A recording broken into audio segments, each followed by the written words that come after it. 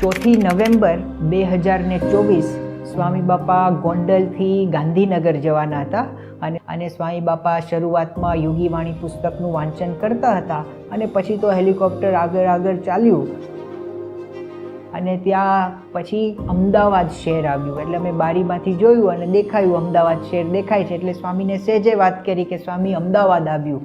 એટલે જેવું સ્વામીએ અમદાવાદ નામ સાંભળ્યું એટલે સ્વામીએ તરત પૂછ્યું કે સ્ટેડિયમ આવ્યું. સ્ટેડિયમ આવ્યું એટલે કાર્યકર સુવર્ણ મહોત્સવ જ્યાં ઉજવવાનો છે એ સ્ટેડિયમ આવ્યું. એટલે સ્વામી બાપાને એ જોવું હતું હેલિકોપ્ટરમાંથી. એટલે અમે કીધું કે ના, એવું સ્ટેડિયમ તો એવું કાંઈ આવ્યું નથી. એટલે સ્વામી જાતે બારીમાંથી શોધવા લાગ્યા કે સ્ટેડિયમ ક્યાં છે. એટલે અમને તો કોઈ આશા જ નહોતી કે સ્ટેડિયમ દેખાય.